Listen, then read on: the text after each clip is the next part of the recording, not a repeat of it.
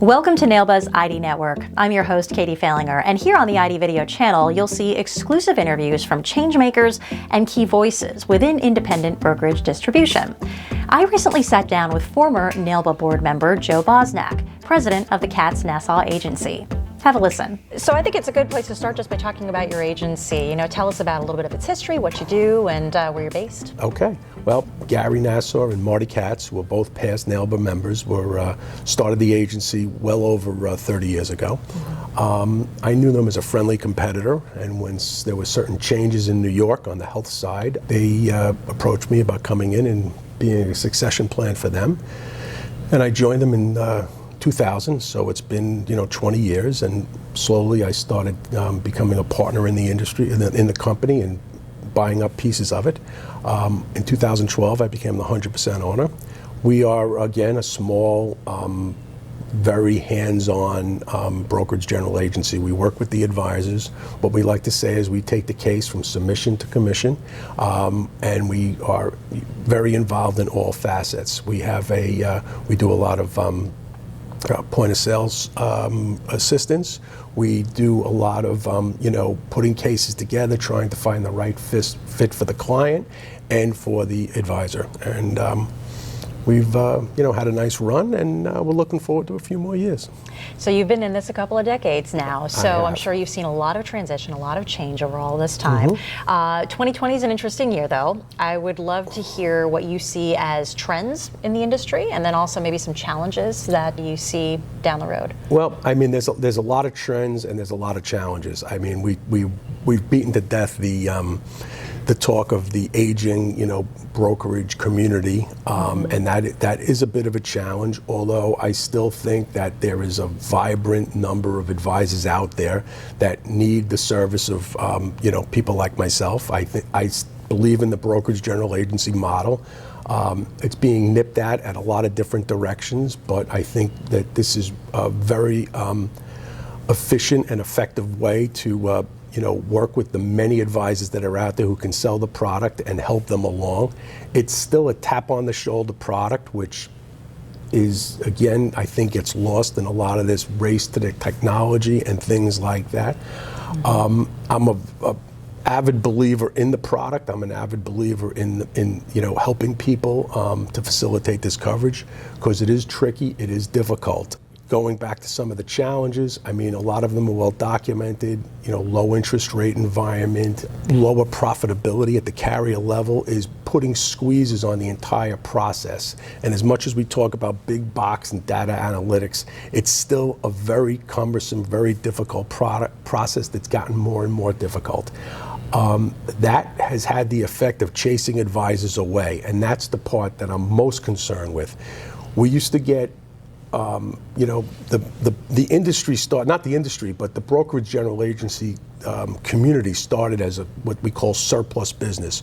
So we would go to career life agents and write the cases that they could not write with their home company. It's evolved, and while we still do a lot with the career community, we've done a lot of business with financial advisors, property and casualty agents, all sorts of people that are not doing this day to day, and we work with them to help them facilitate these sales.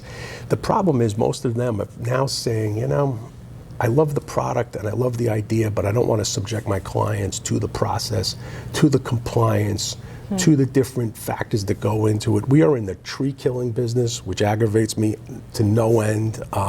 The number of forms, I mean, when you look at applications for carriers now, they're 80, 90, and 100 pages, and things really need to be streamlined. And while I think technology will do a job towards that, I still think that these other factors have to be looked at.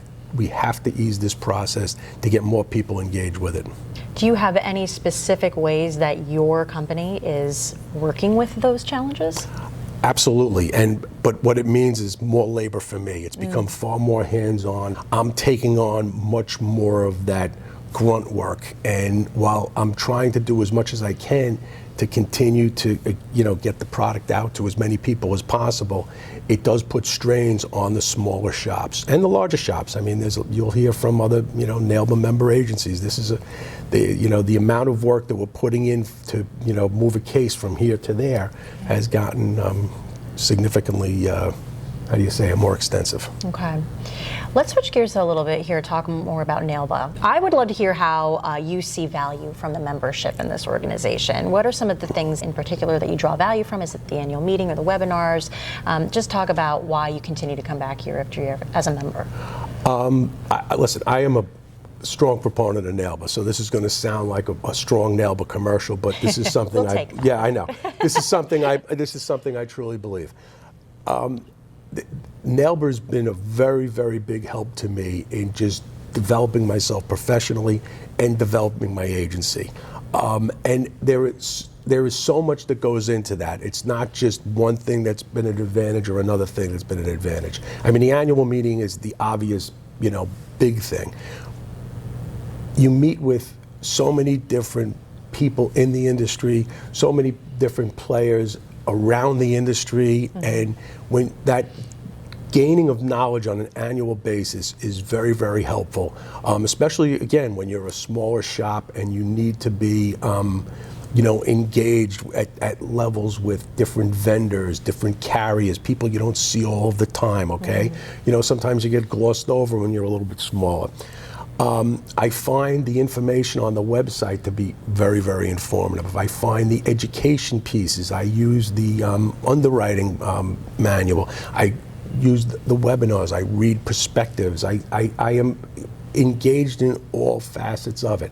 I've made friends at NAILBA that I value, because people I can bounce things off of and call and get an opinion on when I'm a little confused by something or something's not breaking the way I think it should. The carrier relations that you make, the people you meet, the people you see, the people you're with, it's not just a party. It's a professional development and education meeting wrapped around a party. Yes, there is some fun. Yes, there is some festivity. Yes, there's a chance to go out and be social with people that normally you're just in a business relationship with. But all of that is so valuable, and it should not be underestimated by anyone. And speaking of value, there's a lot of personal stories, I think, that get attached to this business. People do it for a reason. And certainly that's the core of what NAILBA does. The mission, the vision, the values, it's all around providing security for all, right? So if you could sum it up in one or two words, what would you say it's like to be in this industry? It's fulfilling. One word. I like it. Well done. I mean, it is. It's a great business. I'm a big, avid believer in it. The things that we do as NAILBA member agencies should be, shouted out from the mountaintops, because we help people at their most horrible time, and there's something to be said for that. It's a very, you can take pride in it. Watch for new videos in the ID Network every week at nailba.org. And be sure to follow us on social media. We've linked all the places you can find NAILBA below. And don't forget to save the date for the next annual meeting. NAILBA 39 happens November 18th through the 20th in Hollywood, Florida. We've got those details below for you as well. Thanks for watching, and we'll see you back here soon.